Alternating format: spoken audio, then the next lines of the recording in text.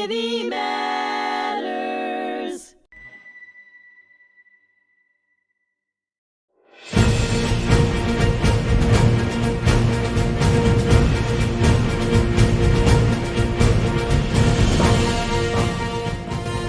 Hello, this is Richard Acritelli here on HMTV with the Fog of War and Humanity. My special guest to the left of me today, and thank you for coming down, Marcelle, is Marcelle Leis from the Suffolk County Veterans Organization, Government Services.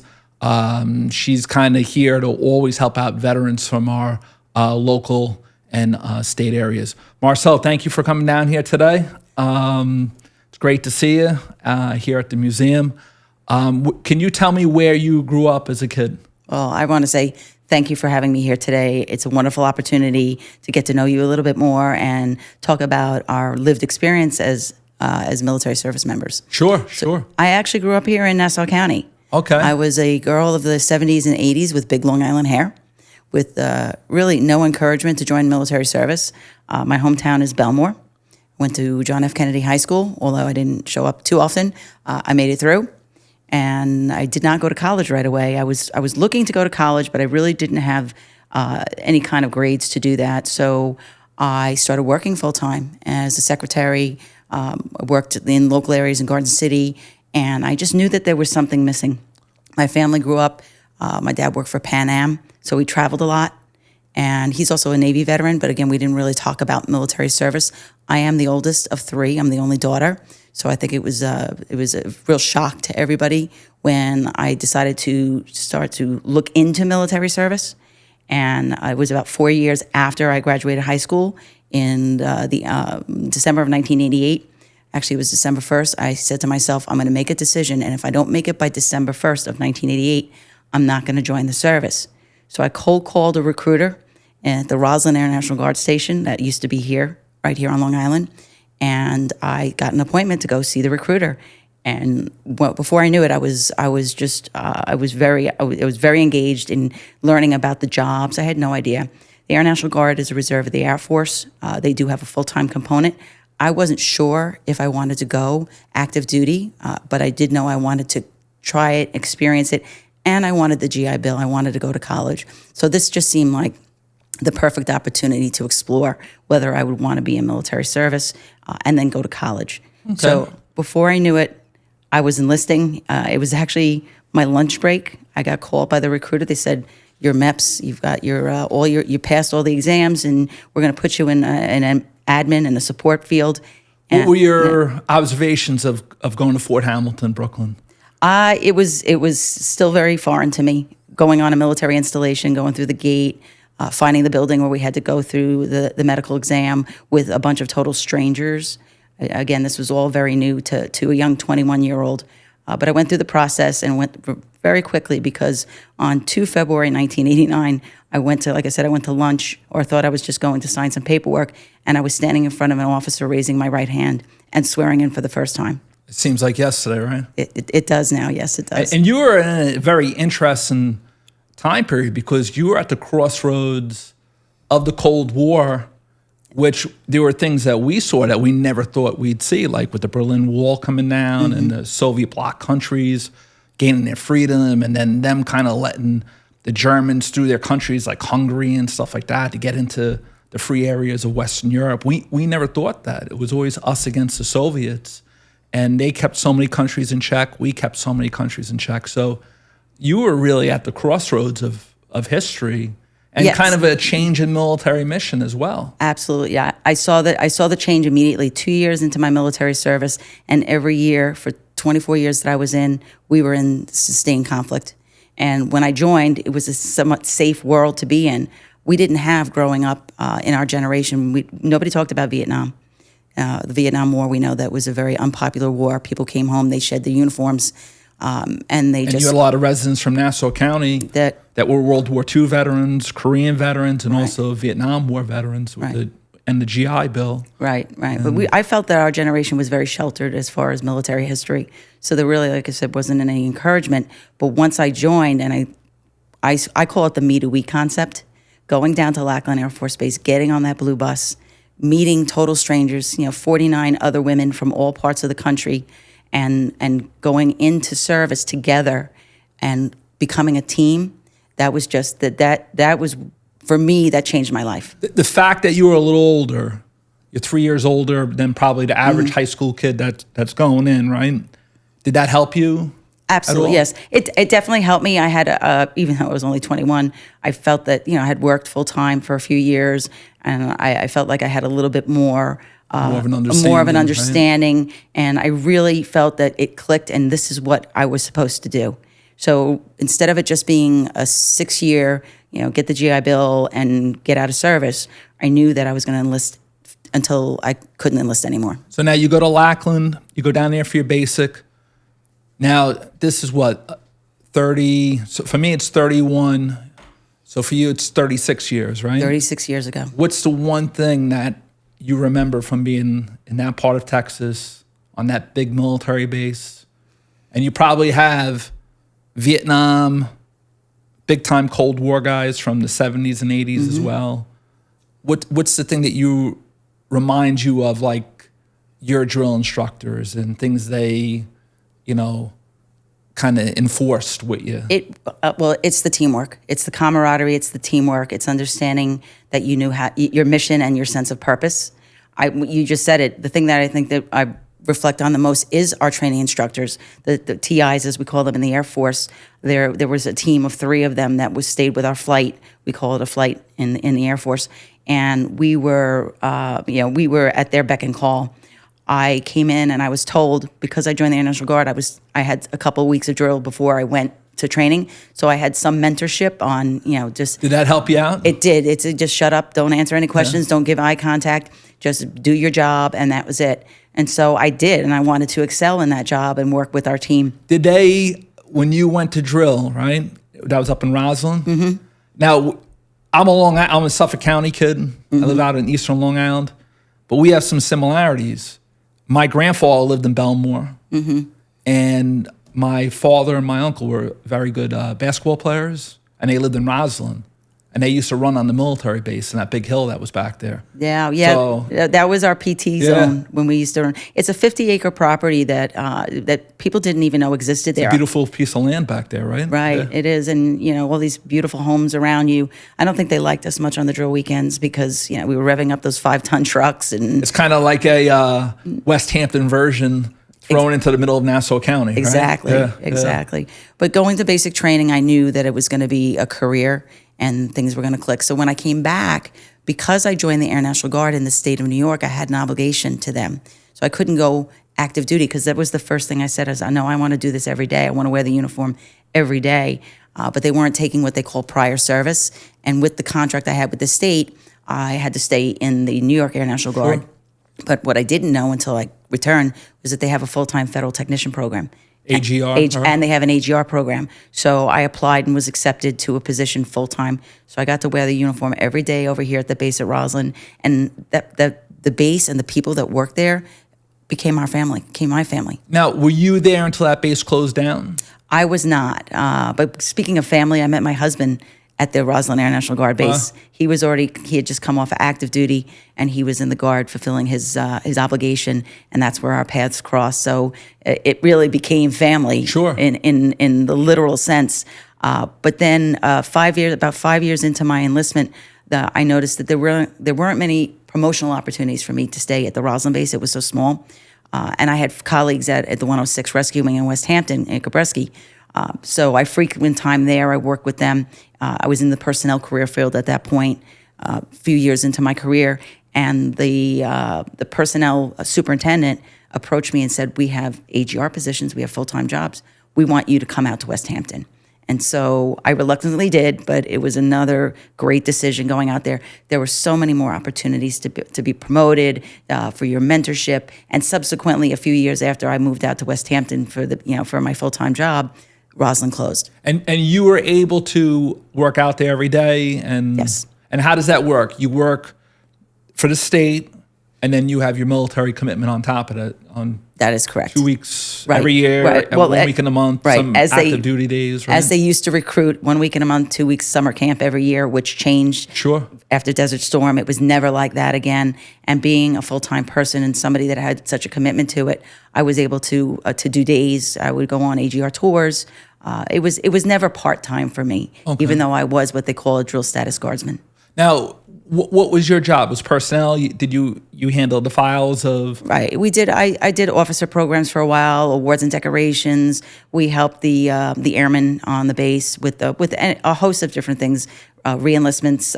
We would do the recruiter packages when somebody was coming in, and just various details. What year did you get out to Westhampton? I got out to Westhampton in 1994. All right, so I got out there in '98. I was in the reserve unit at Taunton. And after getting transferred to Connecticut, I said, this is crazy. I could see this base from where I live across the Long Island Sound. So we all went out to Westhampton Beach, a lot of my friends. And it was like the United Nations of military armed forces. You know, one guy was Army, one guy was Marines, another Navy, Coast Guard, and an Air Force. So like we all had different experiences. And I remember going into the headquarters building and Butch Langhorne, Chief Langhorne, right? Butch, yeah. And it was a Sergeant Kennedy, the big guy. Yes, John Kennedy. Yeah, worked with both of them. He was a good guy, that guy. Yes. A big boy, you know. Yeah. So you really had some like really good moments out there. And if you're looking at promotions and ribbons, that's got to be rewarding to see people's work, right? Getting kind of recognized, that sort of thing. Right. And I also had great leadership. And in fact, the Mission Support Group commander at the time, it was Colonel Tom Gargiola. We actually had a connection from Roslyn because he had been in Roslyn years prior. And he was the Mission Support Group commander. And I was a tech sergeant at the time, working in personnel, very happy. We were just at the cusp. We had started our family. My husband and I got married in 92. We had our daughter in 96 and our son in 98. So you're talking about 98, 99, where I'm 10 years into my career. And I had the commander and some people that I admired reach out to me and say, the first sergeant's retiring and of mission support. You should consider putting in a package. And I had never thought of a leadership role, especially so young into my career. But the encouragement was there. I trusted the people around me, and I thought you had the experience too. I had all my professional military education. I was promotable to master sergeant, and it wasn't the avenue that I chose it. I chose it for the job. It was again one of those crossroads. It was one of those opportunities rather in my career that really kind of launched. So 10 years into my career, I board for the job. I'm appointed to the position. Then I get to go away again, which my family never loved. I was away for weeks on end. Go down to Maxwell Air Force Base Is that Alabama? In Montgomery, Alabama. That's where the First Sergeant Academy is. And so I went there for my 2.5 weeks at the academy. And again, it was kind of like that same transformational thing that happened to me down at Lackland Air Force Base, where I was like, no, I get this. This is where I'm supposed to be. So I was promoted to master sergeant. I became a first sergeant. When you went to the school, what was one of the things that they stressed to you? Was it leadership? It's all about leadership. It's always about leadership and mentorship and building high performing teams. It was interesting because now we're also management too. I would management, right? But a lot around the commander's laws, because you're the extension of the commander between the commander and the troops. So you're kind of that liaison between them. So you're learning a lot about law, even though that's not your discipline. You need to understand the rules and regulations, dress and appearance. You have to be the poster airman. You have to be the poster first sergeant, because you're the one that's setting the example. Yeah, you're out front. You're out front. So there was a lot around that. But the thing I thought was really interesting is because the way the construct of the Air National Guard or the Guard and Reserves as a whole after Desert Storm changed, because we were still going through the BRAC. They were still downsizing active duty. And the Guards and Reserves, we were getting ramped up. We were doing more deployments than ever before during Operations Northern. It was the 90s was a tough time period because you're coming out of the Cold War. The Soviets are not there any longer. It was a new world order, but then you have all these police actions going on between Bosnia, Haiti, where else? Somalia. Right. You know, and then you have, you know, the Gulf War, and then like what you just said is the northern and southern no-fly zones, right. And you're trying to kind of contain Saddam a little bit, Right. but nobody wants to put too much money into the military. Correct. And we kind of got caught with our pants down for 9/11. We weren't prepared for that. We weren't prepared for that because we had overextended ourselves with the Guard and Reserve, and not just the personnel, the assets as well. The assets, and that also goes to our hometown mission in the National Guard is the natural disasters. Sure. And Hurricane Katrina is a prime example. People don't realize like the Guard and the Reserve, it's just not 1 week in a month and 2 weeks every summer. You know, you have people, they always had the military in the back of their mind, and they're always working and doing all these different things. And at a moment's notice, You get called up. they get called up. Yes. You know, so it's a little, the flexibility has got to be, it's got to be there. It does, and I think that's where the Guard and Reserve they do it well as far as the training aspect of it, because that's all we're doing is we're going into our weekend drills, and we're really focused on the training aspect of being prepared that in a moment's notice, and we have been called up in a moment's notice. We just all those natural disasters, and then TWA 800. I was out there for that. Was that Flight 800? Flight 800. Yeah, were you out there then? I was in the Army. But I was on the North Shore. How old was I? I was 21 years old, right? I'm on the North Shore on 25A over by William Floyd Parkway. Right. As you're heading in towards Shoreham. And I remember all the police cars heading down there. And we had our new commander at the VFW Post 6249. He helped build the memorial out there, Frank Lombardi. Oh, I knew that, yes. And a guy I grew up with who lived diagonally from me in Port Jefferson Station, he was in the reserve unit in Riverhead when that was still functioning out there. And he was a medic, and his job was to talk to the divers, because the divers were going into the waters trying to get the remains, and then the sharks came out. And they were seeing some really horrific stuff out there. And but that's the thing. The moment Flight 800 and they figure out it was a plane, what happened? What happens? 106 goes up. You have the different reserve units providing support, and so on. So, I mean, the 106, they've been famous for many, many years. Take the Perfect Storm. Yeah. That was just before I had gone out to Westhampton. But I actually, we all know the story of the Perfect Storm. We had Jack Brem here. Oh, you did? And he did 3 in a row. I think it was over 25 minutes, and we could have kept on going. And then Marty Vieira, who's running, I guess, the PJ side now. You know, here's the science teacher that goes in, active duty and AGR and all this stuff. And he's been to every school.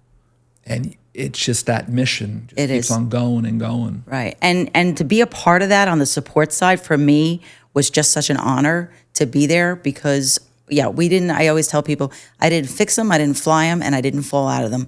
But I got to work and serve and support the men and women that did the mission, the primary mission of combat search and rescue. You gave them the backing, right? Yeah. And we served side by side with them. I only had one deployment in my career.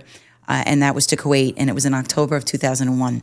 So we had just had the September weekend drill 2 days before 9/11, and so we did our out processing, went through all that. And I was there with you. You were there. 2001, yeah. So we went through the drill, and I actually, you remember Command Chief, it was Jerry Stell? Stell, S-T-H-E-L? Yep. Yeah. Yep. So he was the command chief at the 106 at the time. He is a dear friend. And as a first sergeant, he was actually I reported to him, besides the commander. Who was the commander? Bobby Britton. Bobby Britton. Right? Yeah, Colonel Britton. He was a good guy. He was a great commander. God rest his soul. He died young, but he was amazing. He was the commander that when we got off the flight, when we went to Georgia, did you go to Savannah with us? Yeah, I was there in 90. It was 99. Yeah. Right, because it was right after I had my son. No, it was 98. Because I had my son in April, and we went to He was handing us beers as we got off the the C-130s. Yes, exactly. That was the Ohio Air National Guard unit flew us all up. Yep. We were getting down with all our gear, and handed us, He's the just colonel was every handing us single one that came Budweisers, off you know? came off the aircraft. What I a mean, came off thank the you. bus. Thank you and a good Yeah. job. Oh you yeah, know? yeah. Though he was an amazing leader, and but anyway, so Chief Stell and I, we were going down to NGB. We were going to go to the Guard Bureau on September 10th. So we finished the drill the night on the 9th. We packed our bags. He picked me up. We drove down to D.C. and in preparation of seeing, at the time, the command chief of the Air National Guard was a woman named Val Benton. Okay. I knew Chief Benton. She was one of my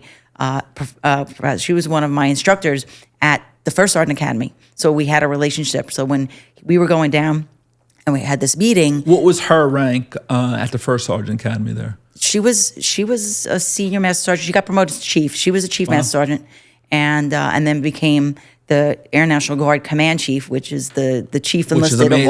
of all the enlisted. And I knew her, so of course I was invited to go down with him. And so we drove down on September 10th. We bed down that night. We were tired. We said, well, tomorrow night we're going to go out for a really great steak dinner. Tonight we'll just eat at the bar, hang out, and then tomorrow morning at 8 o'clock we have our appointment with Chief Benton. So that's exactly what we did. The next morning we got up, we were in our service uniforms. We walked over to JP1 from the embassy suites that we were staying at, had our meeting with her from 8 to 9 a.m., not knowing about what was going on in New York at this moment, which I get chills when I think about it. So we're there. It was a beautiful day. It was a beautiful day. Right. We're there, we're having the meeting with her, closed door meeting, we get out. He was also, before he was the command chief, he was chief of security. So we went down to the security forces floor to touch base with them in preparation of the upcoming deployment, which was only a few weeks away. And that's when we heard what was happening up in New York. And so like everybody, everything just kind of stopped. And so we looked at each other and we go, because we had the badges on as visitors at JP1. He goes, we need to get out of this building. They're locking it down right now. And he was absolutely right. So the two of us left the building and we walked back across to the embassy suites and went into the main entryway of the hotel, and everybody was standing around the bar staring at the TVs. Like everybody around this whole country was. It was, and we were watching it happening up here, and then all of a sudden, right across the street where we were, the Pentagon got hit. So we didn't hear it, we didn't see it, because we were across the street. But then he looked at me again. He goes, we need to get out of here right now. We need to go to work, and he was right again. Wow. So we went back to our room. We didn't even check out of the hotel, but we heard all the alarms, the sirens. I'm looking out my window. You can see the smoke of the Pentagon across the Beltway. And he's like, we got to get out of here. But how do we get back into New York? And so it took us. Everything was shut down. Everything was shut down. But we did. We were able to. And then the other part of that is, how do we get in touch with our loved ones? So we just left the hotel. And communication was down. We finally got through DC as everything was shutting down. We did see the smoke from the Pentagon as we drove by, and we got on the other side of DC, and we could hear the sound of the aircraft lifting off over at Andrews. So we knew what the scope and the magnitude of what had just happened. Let me ask you this: when you look at 9/11, it comes up every year. It's the date that just keeps right. It's always going to. It's always going to be there, and like Pearl Harbor. It's usually on a nice day and, the late summer. What do you think of when when 9/11 comes around? I mean, it's going to be, 25 years next year, Next right? year, yeah. And it's like a blink of an eye, that's 25 years. In 2 weeks, we're going to be having, and actually at the Suffolk County at Suffolk County, at the H. Lee Denison, there will be a 9/11 remembrance on 9/11 at noon at the plaza where we have the memorial. So that's really when I reflect. Interestingly enough, the journey that took us from DC up to New York that day, when we actually went and bed down somewhere on the way to get in, because we couldn't cross the bridges, we got smart. We bed down for a couple hours somewhere in New Jersey, and then we got up in the middle of the night and drove through, went to see our families and say goodbye. We're going to work. And then we all reported to the base. We weren't on orders. Everybody just reported. Which way did you take through the city? Do you recall? I remember distinctly. We went through Staten Island, and we crossed the Verrazano at like 4 a.m. and saw the smoke. They hit Lower Manhattan, so you saw everything. The smoke was coming right across, so we could see. So we saw the Pentagon in the morning. We saw Trade Center, Ground Zero that next morning. But here's the thing. I never saw, because we were not watching TV, we were driving. I've never watched the towers fall. And for me, again, I get chills. It's like, I know it happened. But for me, not watching it, it kind of, for me, is how I process it, even though we know it happened. So, and then the effects, not just obviously of our first responders and everybody that was downtown, our guys that were deploying to go in, and then just trying to figure out accountability, because I was the first sergeant on duty. We went to the base. The first thing I said is, where's the recall roster? Like, we need to find out where everybody is, because we know we have dual-hatted people that are first responders and in the Guard. We were told, because I was teaching in Hicksville, and I had one of my teachers that I shared a room with. He taught in New York City, and he was a city kid. And he was walking up and down the hallway. Mm-hmm. And I asked him what was going on, and he said that a plane just flew into the World Trade Center. And then 20 minutes later, then another one, and I remember driving home, and everybody was speeding into the city, and I was going the other way. And I remember calling the base. Yeah. Like, we'll call you, don't call out here. We got to keep these, lines open. Right. And it was, America changed, like, very, very quickly. Immediately. And we in the all, blink of an eye. We all knew. I mean, and it's still there today, too. It is. It is still there today. But we still went on the deployment. You were there. Yeah. We wound up going to Kuwait. Our times shifted a little bit, but we were there for the buildup. We were at Al Jaber Air Base. I remember they had the tents. They had like 3 different levels, and people from the Army and the Marine Corps, they're jealous, because we actually had like hard billets with air conditioning in the desert. And so what we were doing was we were getting ready for the buildup in the Gulf region. So we had to start cleaning out those tents and getting them prepared, because they hadn't been serviced in a while. And that's my memory of the short time I was over in Kuwait, was the preparation and the buildup for what was going to happen. All right, so we're going to come back with Marcelle for a second episode here on HMTV on the Fog of War and Humanity.